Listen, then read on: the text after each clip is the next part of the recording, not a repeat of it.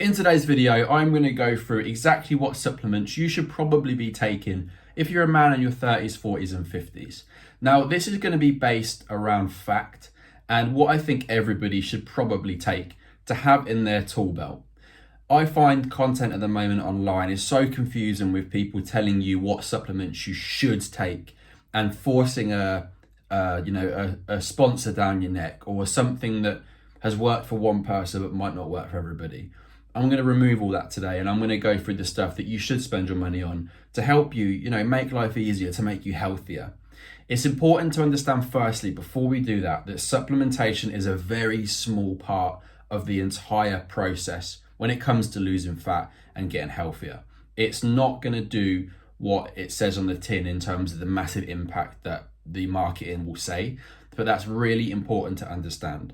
Supplementation is just adding a piece to the puzzle that isn't the full picture. So it's really important to understand that, which is why the supplements I'm going to be talking about today are going to help really with, putting a few more pieces in than normal, just in terms of convenience, in terms of, benefit and use. So we're going to go through that so that you don't spend your money on stuff that somebody on Instagram has spouted about. Now, first of all, I'm going to talk about the ones that are really useful, and I'm going to talk about the ones that you've seen marketed very often that will need to be removed if you have bought them, because you don't want to be wasting money, and especially in the UK at the moment when things are tight, spending money on expensive supplements is going to absolutely cripple you that you don't need. So number one, we're going to go for the big one, protein powder. Now, protein powder, not so much nowadays, but back in the day was marketed as something that will make you gain muscle. Things have changed now over the last 10 years, thank God, but protein powder is the most useful supplement that you can have, not for the reason that you may think. Now, a lot of people see protein powder that aren't too sure on it, and they think that protein tub is going to make them, get bigger. But in reality, protein powder is really useful if you are struggling to get an amount of protein in during the day, or you need it for an emergency. I say emergency, it's not an emergency, is it? But if you're really hungry during the day or something and you just want to have something. Now, the correct way to use protein powder is kind of like I've just said. It should be used as an alternative alongside your nutrition to help you get in an amount of protein. Now, let's say, for example, that you need 100 grams of protein a day. Probably, we'd need more than that, but let's say 100 grams. All right, screw that example. Let's say we need 200 grams a day of protein. And let's say that 180 of that I can get through food, but the rest of it, I'm really struggling to get that in. And that's where a useful protein powder might come in. You can use it as a drink, you can cook with it, you can do whatever you want to. It's just a way of getting it in without it, forcing food into you. It's just really useful for that, especially when you're trying to build muscle, when you need quite a lot of protein. It's a really useful way of getting that in. So that's probably the main reason why protein powders are so useful. The second one is, like I said earlier, is using it in an emergency. Now, let's say, for example, you're at work and you've got a super busy day with meetings and you've just got loads of work to do. And you've had your breakfast at home and you've managed to get a little bit of food in between them. But now you're jam-packed for the next 5-6 hours until you leave home. And then by the time you've got home, you've got to have dinner. Now, protein powder is really good to have in your bag because you can just have a quick drink of it in a shaker bottle or something, halfway through that time. So it keeps the muscle building process happening throughout the day. And also, one of the big things with protein powder and protein in general is it will help you to feel less hungry once you've had it. Because when we're hungry, that's when we make bad decisions and probably go over our calorie amount. So having a protein powder at hand is probably the most important supplement that I would say that every man in their 30s, 40s and 50s should have, because it doesn't matter what your goal is, whether you're looking to get leaner, doing something for performance, if you're doing like a Hyrox or a marathon or something, or you're trying to build muscle, everybody should have a protein powder at hand because it's just so effective for multiple different reasons. So the top tier one really is a protein powder. One of the really good ones I recommend is by Optimum Nutrition. I've sworn by it for the last 10 years. Really good quality, hardly any sugar in it. And fairly cheap on Amazon as well. I'll link that in below into the group, where we have loads of different content and everything. That's a free school group with loads of different men in there. So if you do want to have access to that, I've got a whole supplement list in there with links that you can have a look at, along with some other handy accessories as well. The number 2 is creatine. Now, creatine is something that's been very widely studied specifically for brain health the last couple of years. And without getting too complicated with the kind of science behind it, many people take creatine for many different things nowadays because of the studies that have been coming out for the brain health. Now, no matter who you are, whether you're a man or a woman, creatine should always be in your daily, supplement routine, or however you want to call it, just for general brain health. There's been so many studies at the moment to show that it makes a hell of a difference with cognitive health and cognitive function. So just for that alone, it should be kind of, taken in. Even something as small as like 5 grams a day, which is most scoops of the creatine, is going to be useful. Now, from a performance perspective, I personally have used creatine over the years for performance when I have struggled with some strength plateaus, and I would do a thing called creatine loading. I'm not going to go too much into that today, but essentially, I find that creatine just helps me personally with like an extra 1 or 2% of strength if I'm struggling. But that only is, that will only work if my nutrition is on point. And that's also something to consider with this stuff, which I'll come on to later. But it's really important to know that creatine can help your performance, whether you're cutting down, calories, or whether you're gaining calories for strength or using it for performance. We naturally will produce creatine, but supplement with it and as well, and adding more to it can really help with strength.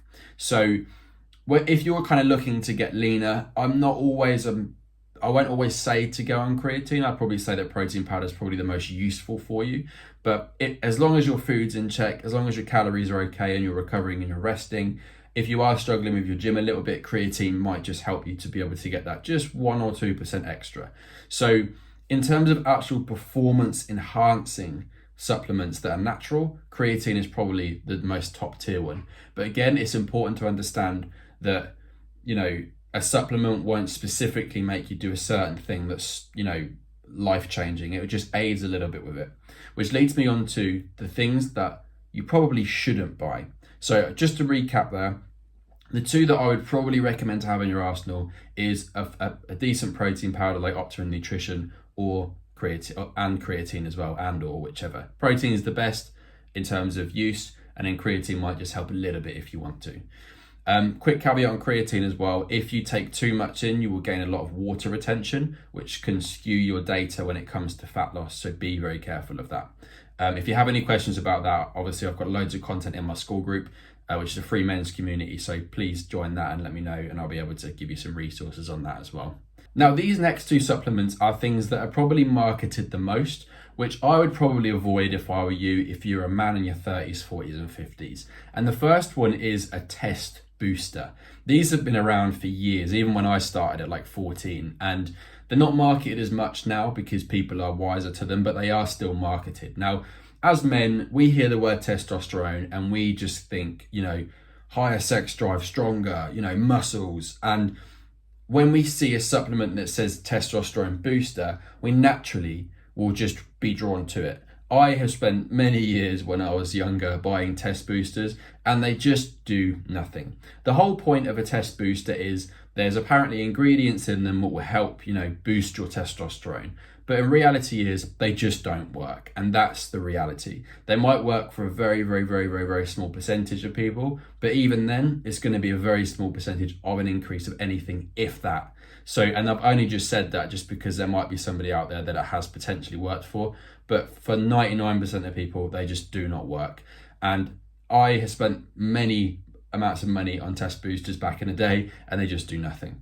The thing that gets people to keep buying them is because they do have caffeine in them and stuff, which helps boost you. So it's like taking a pre-workout. So basically when you have it, you just feel a bit better. And it's probably the king of placebo. So if you see anything that says test booster, do not get it, because it is probably bullshit. Now, the next one is probably the most marketed supplement in the world, and that is pre-workout. Now, pre-workout, what people don't understand is pre-workout is obviously just caffeine with a couple of other different supplements as well. in a tub to help you go to the gym. So pre-workout essentially, right? It just makes you caffeinated up to your tits so that you go and train well. But what people don't understand is that you should only take pre-workout 2 times a week or 3 times a week. Excuse me. And that is because the amount of caffeine that is normally in there is one or two scoops is like multiple cups of coffee in one. So our body gets adapted to caffeine like any other thing very, very quickly. And if we take pre-workout every day, we lose the benefit of the extra caffeine kick. So a lot of people, and it's very popular amongst younger lads, but a lot of people will have pre-workout every session. And then it becomes like a caffeine addiction, you know, your body wants that amount of caffeine, and because it's a higher dose, that's where the problems come in. So it's really important to understand that I don't actually recommend pre-workouts for anybody. I prefer, you know, coffee because it's just enough caffeine to do something and it tapers you off a little bit towards the end of the workout. Whereas if pre-workout, it boosts you up really quickly and then you drop quite quickly as well.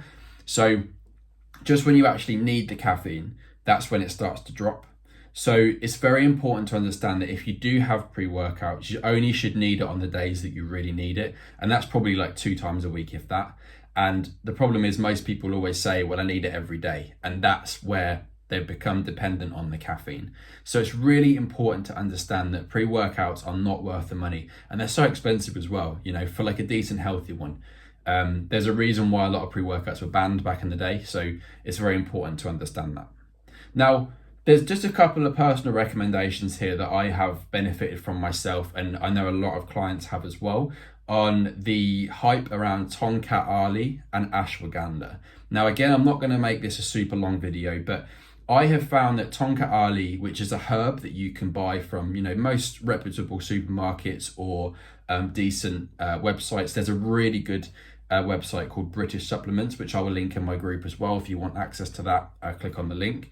And essentially, it's just an African herb. It's really amazing for energy. It's very natural. You have to make sure you get the correct one, but it's very natural. And I personally, along with the clients I've told to take it, have seen a massive benefit in their energy, in their performance, in their health, in how they feel.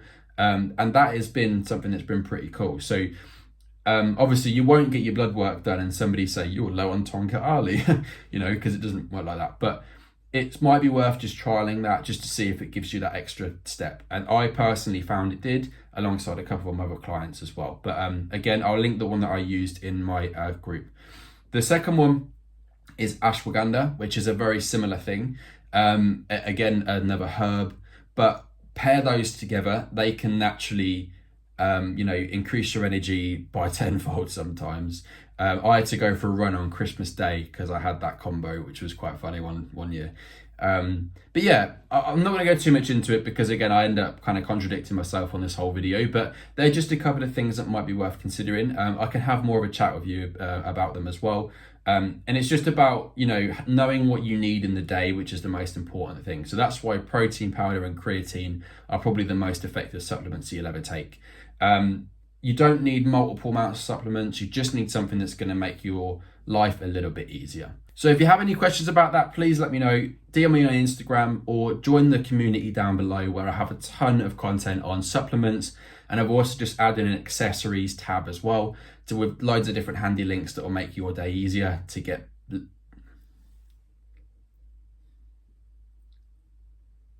So I hope you enjoyed the video. If you have any questions, please let me know. Give me a DM on Instagram. And if you'd like to join the men's group down below, it's totally free to join. I've just added an accessories tab with a ton of links to really handy stuff to make your fat loss journey easier. If you have any questions, let me know, and I'll see you in the next video.